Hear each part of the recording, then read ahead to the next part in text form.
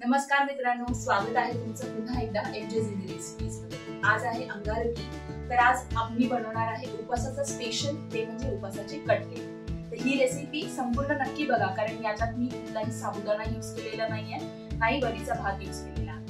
तर नक्की ही रेसिपी बघूया। चला तर जाऊया किचनकडे। साहित्यामध्ये आपण सर्वप्रथम बघणार आहोत, इथे मी मध्यम आकाराचे 2 रताळे उकडून घेतलेले आहेत, तसंच बटाटे सुद्धा उकडून घेतलेले आहेत। शेंगदाण्याची इथे मी खूप पूड नाही केली आहे, तर थोडेसे जाडसर शेंगदाणे असे कुटून घेतलेले आहेत। इथे राजगिऱ्याचं पीठ आपण 1 वाटी घेतलेलं आहे, चवीपुरतं मीठ आणि कोथिंबीर। त्याचबरोबर वाटणामध्ये आपण टाकणार आहोत जिरं 1 छोटा चमचा, आल्याचा तुकडा आणि इथे लाल ओली मिरची मी घेतलेली आहे, पण तुमच्याकडे जर हिरवी असेल तर ही सुद्धा।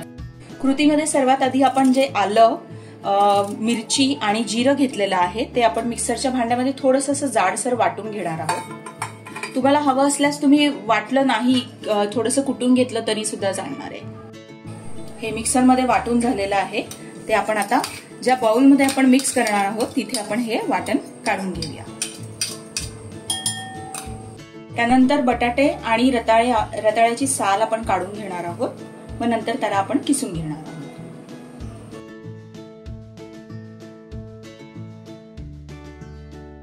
बटाटे व रताळ्याची साल काढून झाली, आपण ते आता किसून घेऊया।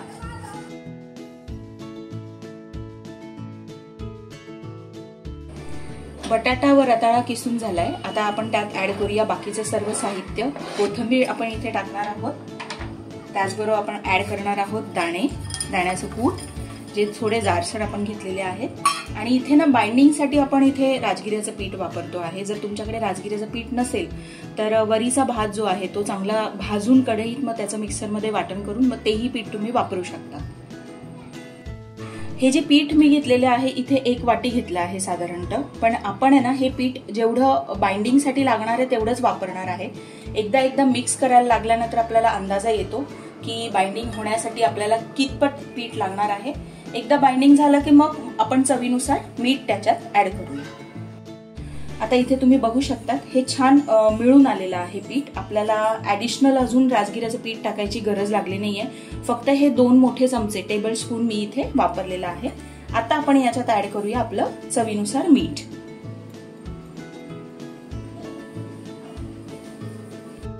मीठ टाकल्यानंतर पीठ इथे छान मी मिक्स करून घेतलेलं आहे।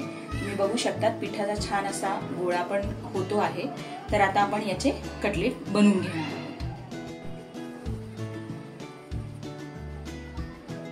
इथे सर्व कटलेट आपले बनवून झालेले आहेत।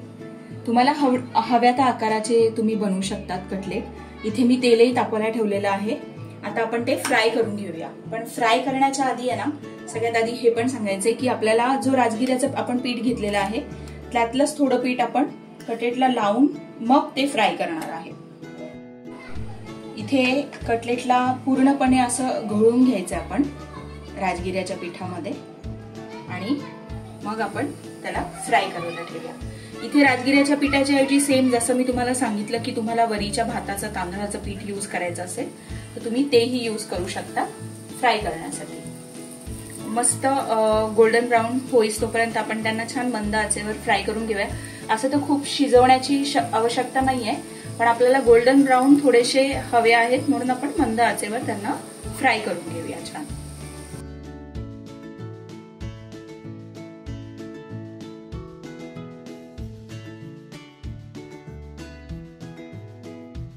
आता आपण कटलेट पलटी करून घेऊया। वाव, बघू शकता तुम्ही किती छान मस्त तांबूस रंग आलेला आहे। खरपूस असे भाजून घेऊया आपण दोघं बाजूनी हे कटलेट।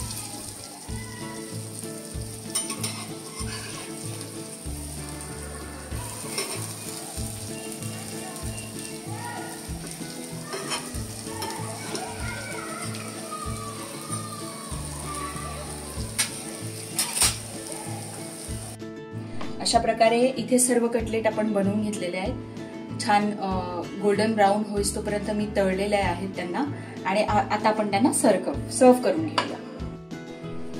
सर्व तुम्हाला इथे आवडेल, तुम्ही दह्याबरोबर सुद्धा खाऊ शकता। इथे मी ओल्या खोबऱ्याची चटणी बनवलेली आहे, त्या चटणी बरोबर आपण इथे ते सर्व करणार आहोत।